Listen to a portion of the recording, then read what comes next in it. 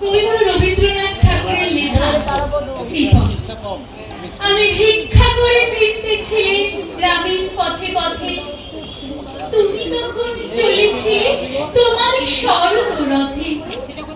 অপূর্ব এক স্বপ্ন সম লাগতেছিল চোখে মম।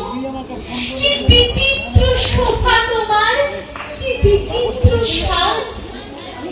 আমি মনে ভাবতেছিলেন এই কোন মহারাজ।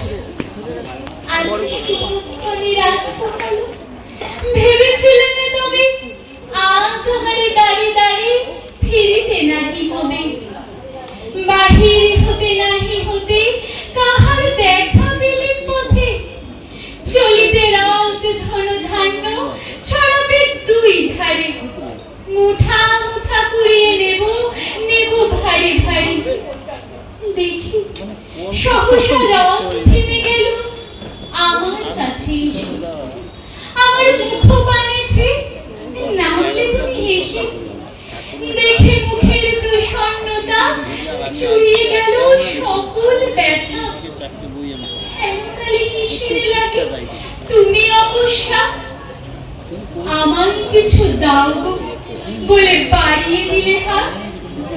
মরি এই কি কথা রাজাধিরাজ, আমার দাও করেছে। শুনে ক্ষণকালের তরে রহিল গাঁথা নিচু।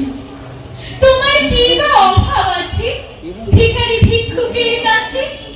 এ কেবল কৌতুকের বসে আমার প্রবঞ্চনা।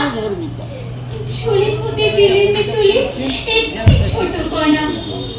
যবে পাত্রখানি ঘরে এনে উজাড় করি, এই ভিক্ষা মাঝে একটি ছোট সোনার কণা দেখি। দিলেন যারা ভিখারিরে স্বর্ণ হয়ে এলো ফিরে। তখনই কাঁদি চোখের জলে দুটি নয়ন ভরে। তোমায় কেন দিই আমার সকল শূন্য করে।